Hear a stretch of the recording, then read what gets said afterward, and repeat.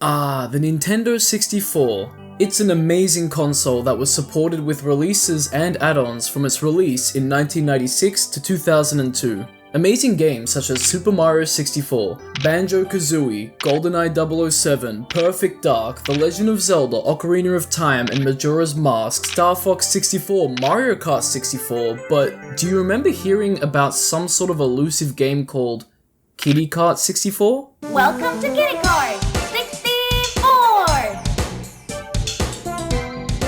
3, 2, 1, fun. The light screen and it's time to race. Aim for the checkered flag and don't slow down. Get the adrenaline pumping, only 1, 2, 3 laps and you win. Easy to pick up yet impossible to put down. Do you have what it takes to get to first place? Get ready for the kart racing game of your dreams. Does that ring any bells? The game was created by a small team called Scrunklesoft Interactive, made up of the game designer and project lead Andrew Brandenburg, the development lead Simply BLG Dev, the game developer Paperjack, among a handful of other people. The game was clearly inspired by the likes of Mario Kart 64, predominantly seen by the use of 2D sprites. And you may look at the game and its back of the box description and think of it as a cute arcade racer with some story elements to it, but underneath that surface level cutesy persona is something else entirely.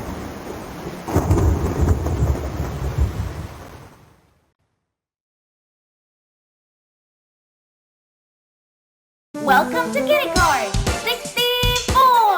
Firstly, let's take a look at the game's menus and what we're presented with. The title screen we're presented with is ominous compared to the cheerful sounding announcer and music, with the announcer sounding like she could be Kitty herself. What we're hearing and seeing in front of us is bright and cheerful, with the titular character, Kitty, in her cart waving to us, but that's not what we see in the background, which is what I was touching on briefly when I pointed out the game's persona. Moving into the main menu, we see the cutesy persona in full force compared to the title screen, but there's still some of that uneasiness seeped in thanks to the contrasting black lines that highlight the selected menu and bring attention away from the ones that aren't. There are also some unnerving sounds that rear their heads throughout the game's main menu theme dubbed Kart Menu.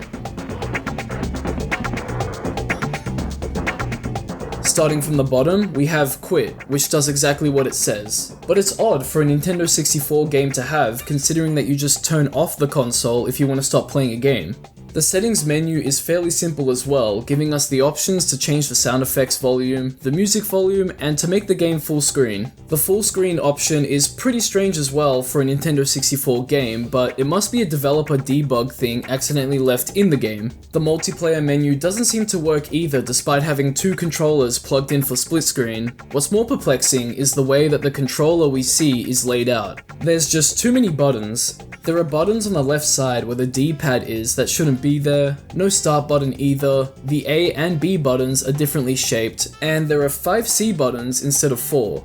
What this Memi or Mimi thing isn't exactly established either. My best guess would be a memory slot that can be selected, maybe a total of 5 of them as indicated here, but now all we have to do is look at the meat of the game, the single player mode. 3, 2, 1, go! The game throws us right into the first of 7 unique tracks without any sort of game mode selection screen, character selection screen, course or cup selection screen. There was none of it. We're just here in this simple and colourful block town racetrack. The song used in the racetrack is called Karpet Karts, so we can assume that the name has something to do with the track. And I mean, it does look a lot like one of those rug cities where you can drive toy cars on. You know the ones, and then we have toy blocks that represent buildings and have words on them, and cones to signal what the race course is. It's nice, cheery, and creative. The game's controls are simple too. We can accelerate, brake, reverse, honk a horn, look behind, hop, which you would think would allow you to drift and get a boost from it, but it doesn't do anything other than just hop. And we can hide the HUD. It's simple, it takes a lot of inspiration from the previously mentioned Mario 64, and it works. From the get-go, we can see that the checkered race flag has been torn off one of its poles. We're missing the promised unique cast of cute characters, which means that we can't make new friends or rivals on the raceway, and everything just feels so empty despite there being some sort of town here. I guess it's because no one's around and there's nothing going on. Not even the music or sound effects help beat that empty feeling. It's just you and your kart. Everything here and the lack of what you also think should be here creates a race course that's as wide as an ocean but as deep as a puddle. The racetrack being a simple figure eight with a bridge adds to that too. Looking to the HUD, we can see a map, a time tracker which we can assume would reset after a lap is completed, and we have a lap counter. So let's make our way into lap 2 and the timer is still going and the lap counter hasn't changed. Repeatedly doing laps doesn't work either, so there's something that's clearly wrong. If you have a keen eye, you may have noticed that I'd driven past a sort of smoke signal. I did mention that cones are laid around to keep us on the race course itself, but, you know, curiosity killed the cat.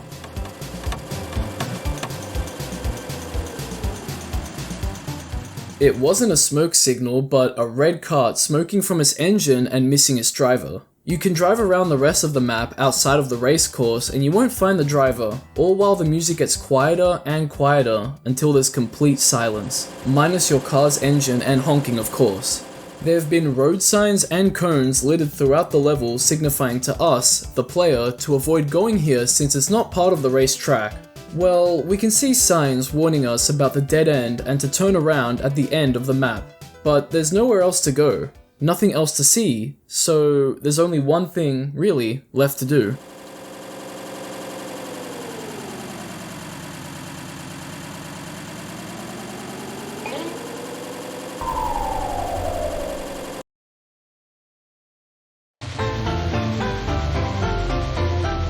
We've entered a new level, but this time we don't spawn on the racetrack itself. We're on the inside of the track, which we can see is some sort of oval circuit inside a rundown warehouse with mud leaking from the ceiling into the middle of the place. And that's where we find ourselves, sinking in the middle. Sinking? We gotta stay afloat here, and to do that we have to drive onto the floating debris found in the mud, which also sinks when you drive onto it. Well, that's no good, and I think the music in this level reflects that perfectly. Mud karts. Mud. It's a constant loop that sounds like it's slowly but surely sinking with you too. Further and further into the mud despite how hard you try not to, and in the end, Kitty sinks, being mocked by the borders that bind her to her fate.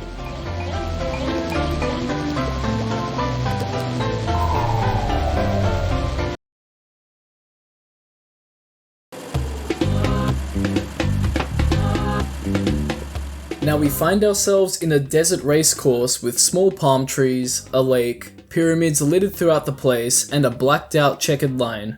Dune Karts is the name of the music that accompanies us here. The music repeats over and over again, almost like it's restarting constantly. It's not, but it sounds like there should be more to the song, more variation within it. You could describe the level itself like that too. It's visually interesting with landmarks and nice on the eyes visuals, but not much happens throughout the race other than being able to drive through a single pyramid.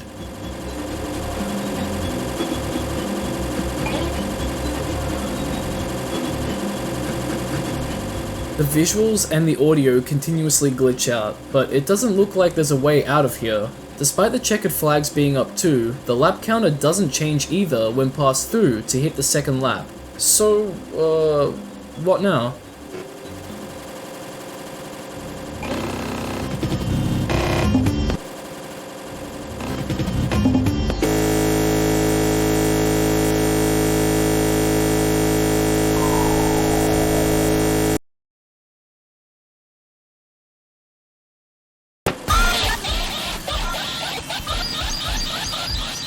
We don't get our usual loading screen and we're in this hellscape of a test room.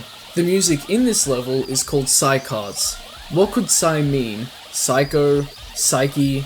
The insanity and maze-like structure of the place could fit both of those. And the noise. Oh my god, this place is so loud and chaotic. It makes the player want to get out of the labyrinth faster, causing a crazy and uncoordinated drive through the place as blocks fall in front of you, funneling you down a certain path. Almost like that's intentional, creating this sort of coordination but not by your own doing, by the level itself. And what do we make of these glitching out bodies? Hitting them or trying to interact with them does nothing, and they only seem to seize and glitch about on the floor. They make these nightmarish body glitch noises that are ear-piercing and shake me to my core. It sounds like everything here is in some sort of pain, but once you find an exit, there's only one place to go.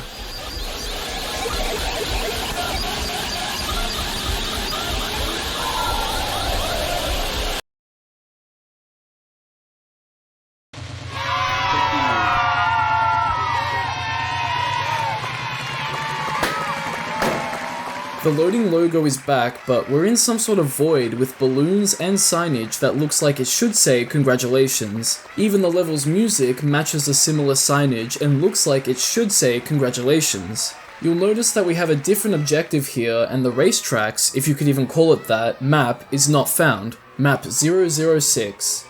Wait, map 006? But this would be the 4th level and the 5th level if we're counting the previous test level. What's that about?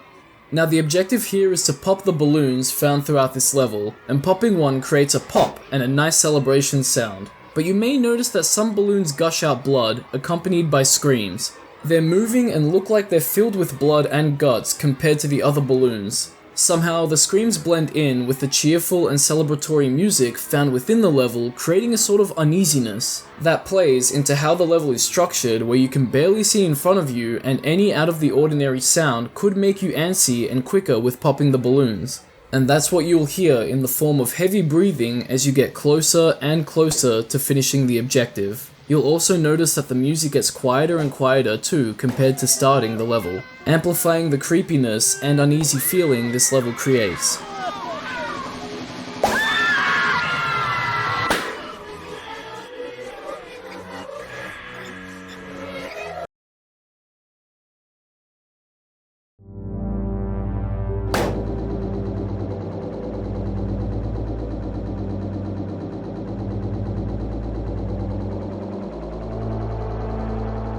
We're popped and we're sent to a highway, or what seems to be an endless highway. Sonorous Karts is the music that accompanies this level, and it's a fitting name. Sonorous is a word that refers to a voice or sound that's deep, imposing, or full, and it can also be a ringing sound. And that's what we hear, a deep synth and contrasting higher pitched tones. That perfectly encapsulates this highway level, and like I said, it looks like and feels like an endless highway. It stretches out for eons towards a silhouetted city no matter what direction you go in, and all you can do is drive and listen to the sonorous sounds. You can find some fish swimming throughout the level in the air, and they can be seen glitching on the ground.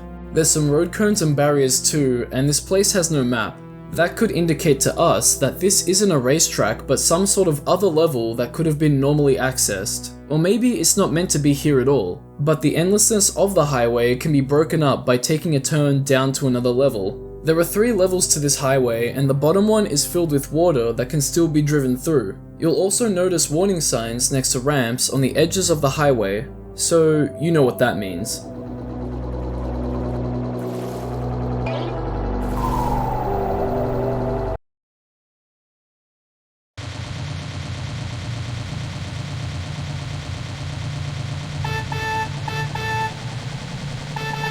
We're dropped into a parking lot with an ominous void for a sky and lampposts for light. And just like the other levels, it seems endless too. The music found within it is called parking, and that describes it perfectly. Nothing is friendly here, not the environment, visuals, or the music. None of it. Driving forward, we come across a red arrow pointing us towards a building, and on closer inspection, it's an underground car park. Yeah, following a blood red arrow into an underground car park, yeah, that seems safe to go down. So, what else is there to do? The song dubbed Parking played in the empty parking lot, but silence greets us here, and we can't go back. So all that's left to do is follow even more blood red arrows down and down the car park until...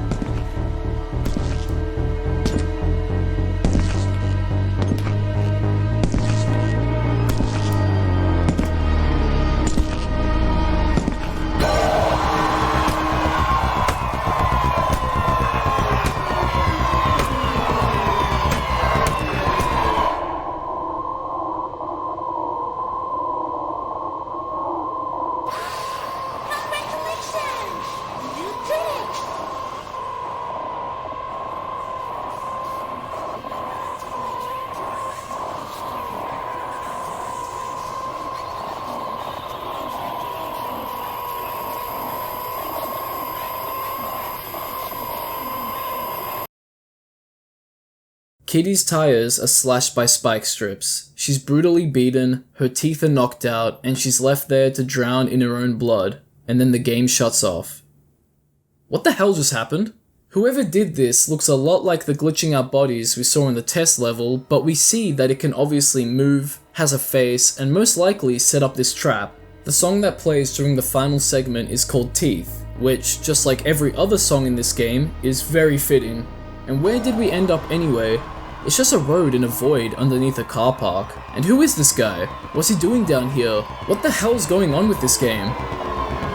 With everything that I've shown you, it doesn't make sense. It just looks like I drove around a bunch of empty racetracks just to be murdered. But there's a little more to each level if you look closely and really examine every nook and cranny. And this will give us a better understanding of what we just witnessed. For the sake of consistency, I'm going to name each level we've seen with a name I think is appropriate. In order, we have Karpet, Mud, Dune, Test Room, Congratulations, Highway, and Parking Lot. In Karpet, you will have seen the empty and broken down cart crashed against a sign and tire next to a stack of blocks. Driving up those blocks, we can find our first piece of the puzzle. A first of many pieces of paper. On this piece of paper is a crying sheep-like figure who we'll call Sheep for simplicity, and they're drawn standing over a bottomless pit. There's a red cart next to them, and the cliff edge is green. A red cart, a green cliff, a seemingly bottomless void underneath it? We've seen all of those, and we jump into the void to get to the next level, Mud. But before we dive back in there, there's one more piece of paper we can find. It contains a drawing of the timer we have in the top right of the HUD, but the timer has hit 99 minutes, 99 seconds, and 99 hundredths of a second. And there are so many other 9s underneath it written in black compared to the pink 9s next to the clock. These slender, the 8 pages style papers tell us something very important. We know that when a lap is completed, nothing happens, and it seems like Sheep figured that out too, eventually hitting 99, 99, 99 on their lap counter. Whether or not this happened before or after their car broke down is up to interpretation, but it made them extremely upset and they were left with no other choice than to jump as a desperate attempt to escape or end it all. That brings us to Mud. Driving forward and then to the right of where we land brings us to another note. This time we see Sheep sinking into the mud as a big and pink creature with yellow horns stands over them on a platform. The creature has a massive red X crossed over it and a bunch of blue and pink scribbles. Could this monster have pushed Sheep into the mud or not helped them out? Well, not too far from this note is a girl wearing a pink t-shirt, pink bracelets, and she has blonde hair. This is the creature. But it's not a creature. It's just a little girl, and I'll refer to her as that from now. This is also the first character we've seen. Finally, time to make new friends or rivals on the raceway. Ew, why are you still down there? I hate getting mud on my shoes. There's no way I'm letting you up here. Go away, you'll get mud on me too. What? We've clearly made a rival here, and we can see why Sheep sank into the mud. She didn't let Sheep up because she didn't want to get mud on her, and now she's doing the same to us. That explains why she was drawn the way she was. But would Sheep really have that much hate for her to scribble over her like this? Or is somebody or something else responsible for these pages? It seems like a survival of the fittest situation, as another cart can be found in the mud and we can assume that it's the little girl's, hence why she wouldn't want more mud on her. Once we drop into the dune level, we can drive up to the lake and find a bunny character which I'll refer to as Bunny. Are deserts supposed to be hot? I can't feel anything at all. Not even the wind. It feels like Bunny foreshadows the glitchiness that befalls this level. And is Bunny a friend or a rival? I say a friend, so hopefully nothing happens to our friend here when things glitch out. Now that's foreshadowing. Bunny says, I can feel something now. Considering that they're laying on their side seizing and that their eyes are missing, I don't think what they're feeling is something pleasant, but Bunny just sits there, accepting the circumstances. Nothing can be done. We can drive behind the pyramid we spawn in front of, you know, the one we can drive through, and we can find our 4th page. We can see a pyramid and the sky crudely drawn with jagged lines throughout. Obviously, this all relates to the level that we're in, and the black sky would signify the glitches that occur within the level. The red in the sky is something we don't see happen, but it could represent the death of the level, with it metaphorically bleeding as jagged textures impale the level until it can't hold on to its life anymore and screams out its final breath. Test room. I've looked everywhere in this level, in every nook and cranny, and there's nothing here for us to find. No characters other than these glitching out humanoid beings, and no pages. But we can confirm that sheep somehow made their way here thanks to what we can find in the congratulations level. A page showing sheep holding hands with an unknown smiling man walking through the test room level. Sheep finds their way there and someone was able to walk them through it. Who this man is unknown, but it could be one of the glitching out bodies, the man who brutalizes us at the end, or someone else completely. Whoever drew this also added a small love heart above their heads, indicating some sort of trust and level of friendship or relationship. We can find a new character here too who we'll call Mouse. Who are you? Please help me. I'm not supposed to be here. What is she on about? Is she aware of what this place is? What's happening? Could we ask her about it? Oh. Not ready to wake up? What is she talking about? She doesn't want to talk anymore. What? I guess. That makes things a bit hard to determine if she was a friend or a rival, but alright. So is there anything else around here that could give us hints to what she was talking about? We can find a trophy for navigating or brute forcing through a maze of balloons, and interacting with it picks it up. Doing this does absolutely nothing, but it's a trophy. There's also one more page we can find that confirms what we already knew about some of the balloons found in this level, that they're filled with blood and guts. But this note implies that sheep was put into these balloons. Could that be what Mouse was afraid of, being stuffed into balloons? Was she led down here by this person or a different person? But it still doesn't answer why she didn't want to wake up or what that even means. Her head exploded with confetti, similar to what happens to Kitty after completing the balloon popping objective, so is she waking up to the reality of her fate? Will we find the answers? Will this turn into a pyrocynical all-in-the-head type of video? Entering Highway, we can find another NPC, a glitched out and faceless cat that I'll call Cat. I know, creative. You know, he kind of reminds me of Blanca, the faceless cat from the Animal Crossing series, even down to the white fur. Unlike in Animal Crossing, you can't make him a new face, but you can find him multiple times throughout this level, and whether that's because there's multiple cats or is just everywhere is up for debate. He'll be doing various activities like fishing, standing in the light, menacingly, and chillin'. And if it isn't obvious already, we can't read what Cat is saying. Everything in the text box is jumbled and makes no sense. Oh, but we're saved thanks to Reddit. User FunkMachineLive posted about this, and user Yefim Shifrin decrypted all of the cat's dialogue. Shoutouts to him, and it reads as follows. Hey, don't scare the fishes off. It's not hard to catch a meal here. You should try it sometime. Don't be scared. I won't hurt you. The waters here are soothing. I'll have Yefim's image linked in the description if you want to check it out. Clearly, Cat is a certified friend and encourages us to fish, which we can't do. And he says the waters here are soothing. This is interesting because we know where the waters eventually lead us to, and that's the parking level where everything goes terribly wrong. But before that, there's a few pieces of paper we can find. We have one where we can see Cat sitting on a ledge looking out towards the cityscape in the distance, which we do get to see. It seems like sheep saw him too, as they can be found in the bottom right of the page.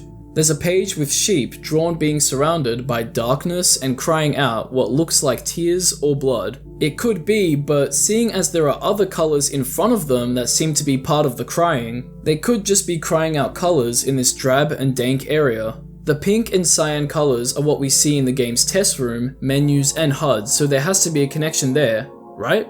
Maybe this is just them walking through the test area crying and upset, bleeding, and then they meet the perceived friend that helps them out. What about the final page? This drawing of eyes wide open in a white void and eyes closed in a black void below. It's a representation of sheep's journey which seems to be similar to ours. Kitties. Everything is peachy, rainbows, and sunshines at the top, but then things get darker and macabre as we go lower and lower down each level. And that leaves us with only one more thing left to do, and that's to enter the parking.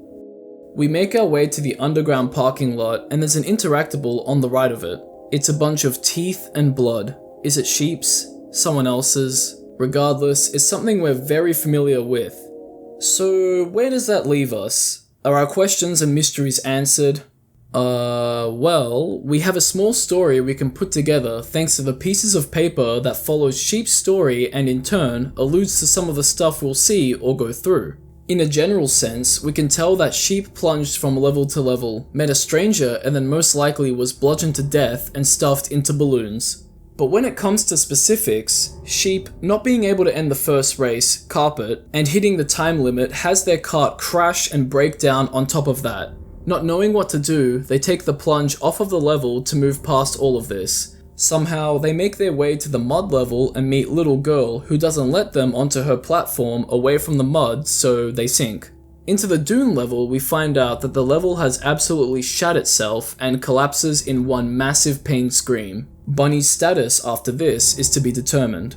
Once it collapsed, Sheep found themselves sad and alone, maybe even injured in their right eye. But no biggie because they meet a friend, or someone pretending to be one.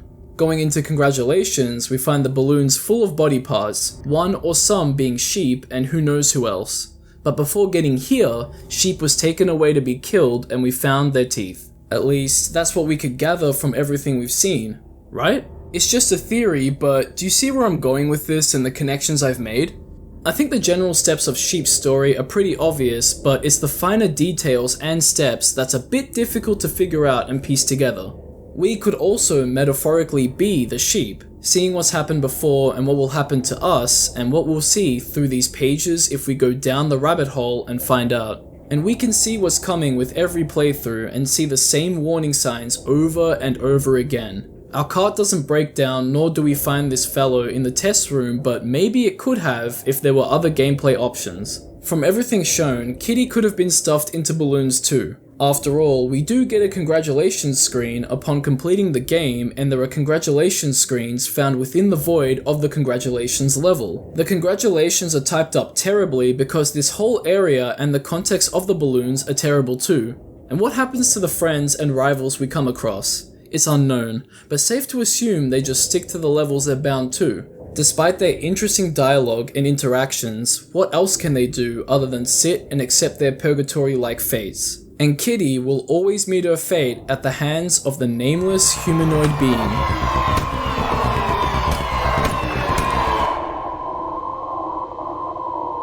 But is there a way to break the gameplay cycle to get another ending, alternate routes, or interactions? You can try to hit 99, 99, 99 on the timer, and doing so does nothing.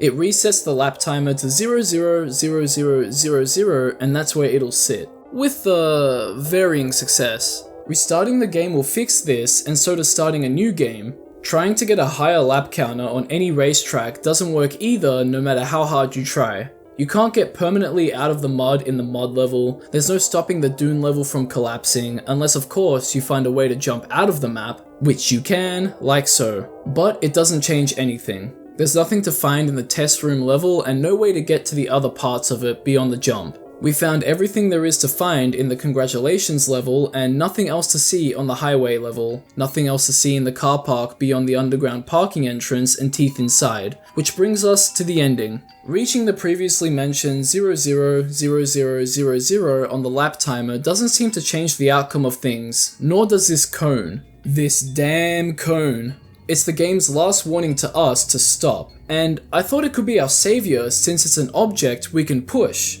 So naturally, I pushed it all the way down the parking garage and into the path of Kitty's murderer, but he just phases through it. Jumping to the side to avoid the creature doesn't work either, as he seems to just beeline it to Kitty no matter what. I mentioned earlier in the video that the spike strips were the reason for Kitty's cart not working anymore, which led to her death. Well, you could try jumping over the spike strips, but sadly, the tires still pop. These are some crazy spike strips that activate even though nothing's touching it. The reason for this is because the spike strip's hitbox extends above it too, so there's no avoiding death. This is confirmed in a video by Foxplay where we can see how big the hitbox is. There's really just no avoiding it. All you can really do is prolong hitting the spike strips until you can't take it anymore, which is a form of never-ending torture within itself. This game has some cut content too, mainly being a snowstorm level and a hell level. Catplay on YouTube has a video covering it all if you want to check it out for yourselves too. But let's look at the cut pages first. Indie Theorist on YouTube highlights these, and as we can see, we have sheep sad and trapped in a cage with color around them and a tire mark in the bottom right. What this could be is a piece of the puzzle on what sheep went through, but it's hard to pinpoint where it would fit in. Maybe after finding this mysterious man. We also have a page with Bonnie on it glitching out, which would have alluded to what happens to him in the Dune level. Which is what I would be saying if I didn't find the page in the Dune level while getting some extra footage. Lucky me. So maybe the page with sheep caged is somewhere to be found, but I just can't find it. Maybe you'll be the one to find it. Who knows? This could also imply that sheep came in contact with Bonnie. Looking at some other stuff, we also have an unused NPC, a trash can that's apparently called Trashbina, and she looks awesome. Regarding the levels, the snow level looks to have an intense storm within it, and you can run over presents which probably had an objective to it similar to the Congratulations level. The music accompanying this place is as mysterious as the level itself, adding to the aimlessness and confusion of the place. On the other hand, the hell level looks wicked and is full of hellish reds and blocks pouring out lava from their mouths and eyes, which looks similar to the laughing face in the mud level. The music here is constantly broken up by distortions, and even without them, it sounds distorted thanks to the deep sounds within the music. There's a laugh that can be heard throughout the song too that sounds a lot like the Final Fantasy laugh, which I think's interesting. It's not it, but it sounds similar. But it looks like the laughing might be connected to the faces seeping out lava, and the laughing is only really heard when in proximity to them. It's a wide proximity, but it's still a proximity, and the level is, obviously, full of lava as well that doesn't pour properly into the lava at the bottom of the level which can be driven on, giving Kitty a nice red glow. And there are giant stone pillars that Kitty can drive up and down onto. So you're probably wondering why these levels weren't used. Well, this is where I have to admit something. The game was not initially released on the Nintendo 64. It was a game made and submitted for 2023's LSD Jam. This is an event known as a game jam where individuals or teams of people are given a certain amount of time to make a video game for fun and for prizes. At least, that's what it seems like. The aim of this jam was to make an exploration, dreamlike game inspired by the 1998 game LSD Dream Emulator. This is how things go, for the most part, with the yearly LSD jams, and there are hundreds of interesting looking games to come out of it, with one of those games being Kitty Kart 64. So naturally, the previously mentioned game designer and project lead Andrew Brandenburg, who goes by Snugboat11 on the itch.io page for the game, made a post referring to the snowstorm level, and that the level, NPCs, and more secrets will be added to the game, which is confirmed to be just a demo. But it doesn't look like the update ever came out, but if it did, feel free to correct me. Why I came to this conclusion is because Snugboat11 made another update post saying that the demo will no longer be supported because all efforts are going into the full game, which is fantastic to hear. If you'd like to download the game's demo or keep up to date with how development is going, I'll have the itch.io game page and Discord linked in the description. Recently, the game's been listed on Steam to wishlist, so go ahead and check that out too if you'd like, and I'll also link the game's soundtrack found on Bandcamp in the description. It seems to be a good way to help the developers by buying their digital album or specific tracks at whatever price you want. I bought the album because I enjoy the game, I want to see the game's full release, and I wanted high quality versions of the game's OST for the video. So if you want to do the same, go right ahead.